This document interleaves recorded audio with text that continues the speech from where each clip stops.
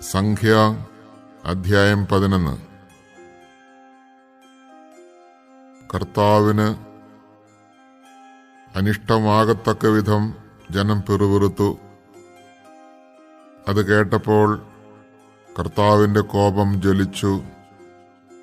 അവിടുത്തെ അഗ്നി അവരുടെ ഇടയിൽ പടർന്നു കത്തി. അത് പാളയത്തിന്റെ ചില ഭാഗങ്ങൾ ദഹിപ്പിച്ചു കളഞ്ഞു.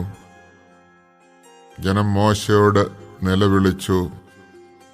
അവൻ കർത്താവിനോട് പ്രാർത്ഥിച്ചു. അഗ്നി ശമിക്കുകയും ചെയ്തു. കർത്താവിന്റെ കോപാഗ്നി അവരുടെ ഇടയിൽ ജ്വലിച്ചതിനാൽ ആ സ്ഥലത്തിന് തബേര എന്ന് പേരായി. ഇസ്രായേല്യരുടെ ഇടയിലുണ്ടായിരുന്ന അന്യവർഗക്കാർ ദുരാഗ്രഹങ്ങൾക്കടിമകളായി. ഇസ്രായേല്യരും സങ്കടം പറച്ചിൽ തുടർന്നു. ആരാണ് ഞങ്ങൾക്ക് ഭക്ഷിക്കുവാൻ മാംസം തരിക? ഈജിപ്തിൽ വെറുതെ കിട്ടിയിരുന്ന മത്സ്യം, വെള്ളരിക്ക, മത്തങ്ങ, സവോള, ചുമന്നുള്ളി, വെള്ളുള്ളി ഇവയൊക്കെ ഞങ്ങൾ ഓർക്കുന്നു. ഇവിടെ ഞങ്ങളുടെ പ്രാണൻ പോകുന്നു.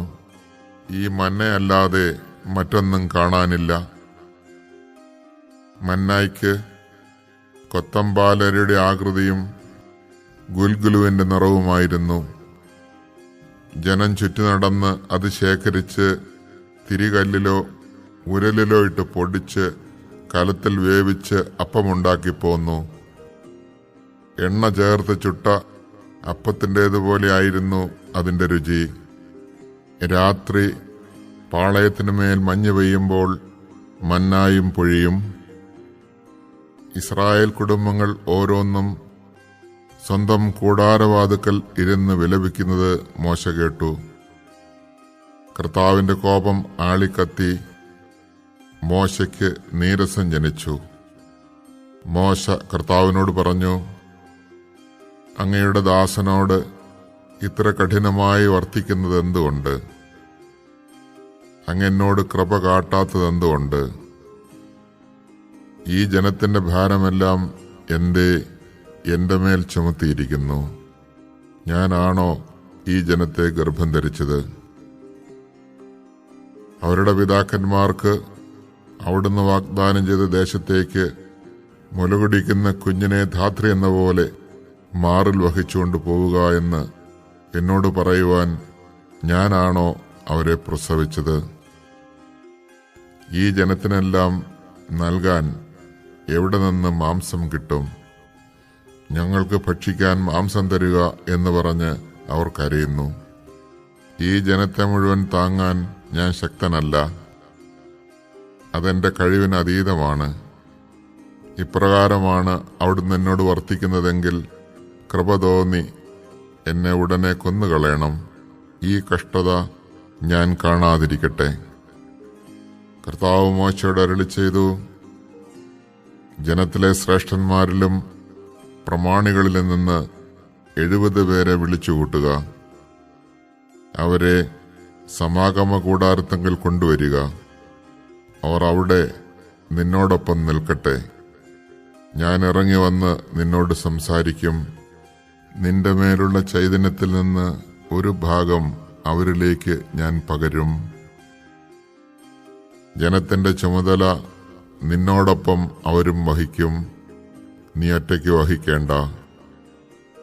ജനത്തോട് പറയുക, നാളത്തേക്ക് നിങ്ങളെ തന്നെ ശുദ്ധീകരിക്കുക. നിങ്ങൾക്ക് ഭക്ഷിക്കാൻ മാംസം ലഭിക്കും. ഞങ്ങൾക്ക് ഭക്ഷിക്കാൻ മാംസം ആര് തരും?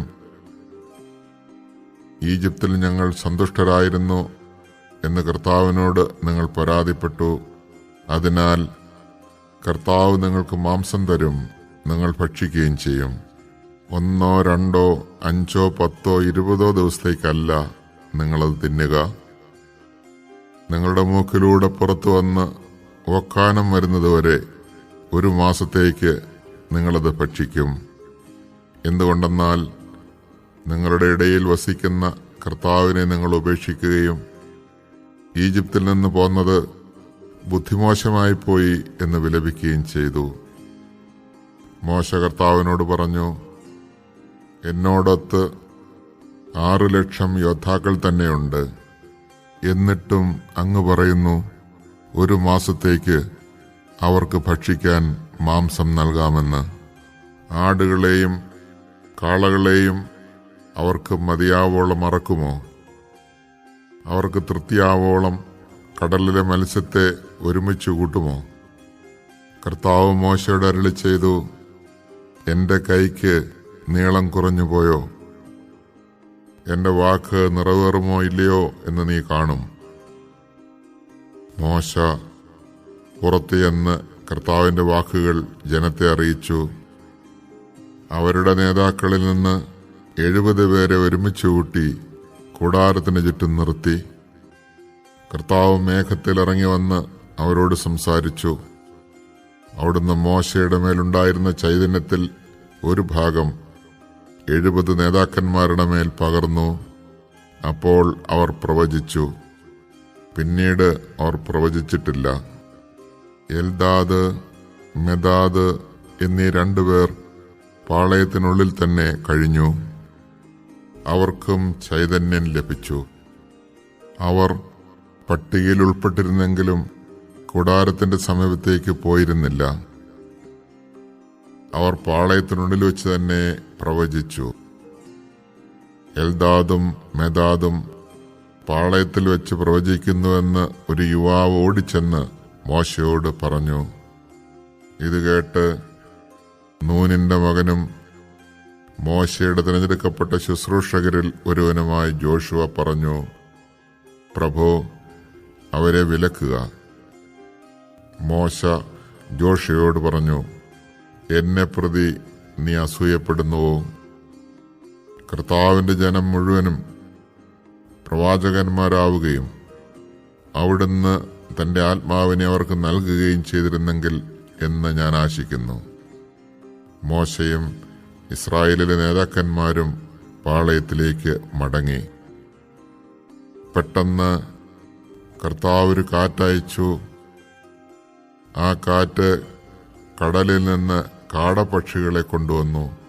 1 ദിവസത്തെ യാത്രയുടെ ദൂരം വ്യാസാർത്ഥത്തിൽ കൂടാരത്തിന് ചുറ്റും 2 മുഴം കനത്തിൽ മൂടിക്കിടക്കത്തക്ക വിധം അത് വീണു. ജനം അന്ന് പകലും രാത്രിയും പിറ്റേന്നും കാടപ്പക്ഷികളെ ശേഖരിച്ചു. ഏറ്റവും കുറച്ച് ശേഖരിച്ചവന് പോലും 10 ഹോമർ കിട്ടി. അവർ അത് പാളയത്തിന് ചുറ്റും ഉണങ്ങാനിട്ടു. എന്നാൽ ഇറച്ചി ഭക്ഷിച്ചുകൊണ്ടിരിക്കെ തന്നെ കർത്താവിന്റെ കോപം ജനത്തിനെതിരെ ആളിക്കത്തി. ഒരു മഹാമാരി അയച്ച് അവിടുന്ന് അവരെ ശിക്ഷിച്ചു. അത്യാഗ്രഹികളെ സംസ്കരിച്ചതുകൊണ്ട് ആ സ്ഥലത്തിന് കിബ്രോത്ത് ഹത്താവ എന്ന് പേരിട്ടു. കിബ്രോത്ത് ഹത്താവയിൽ നിന്ന് ജനം ഹസേറോത്തിൽ ചെന്ന് താമസിച്ചു.